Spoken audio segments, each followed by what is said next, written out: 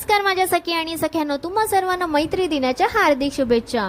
तर मंडळी, आजचा दिवस माझ्यासाठी खूपच खास होता। जवळपास 2 वर्षांनी आमचा सगळा मित्र परिवार एकत्र भेटला आणि थेट कर्जतच्या सुंदर फार्म हाऊसवर पिकनिकसाठी जमलो। तिकडचा निसर्ग म्हणजे काय सांगू, चारी बाजूनी हिरवागार परिसर, शांत वातावरण, पक्ष्यांचा मधुर आवाज आणि मनाला अगदी शांत करणारी हवा।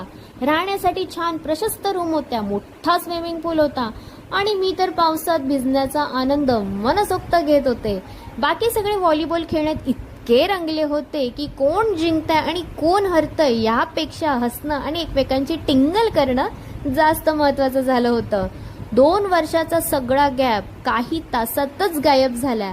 जुन्या आठवणी, धमाल, गप्पा, फोटो आणि भरपूर अशा।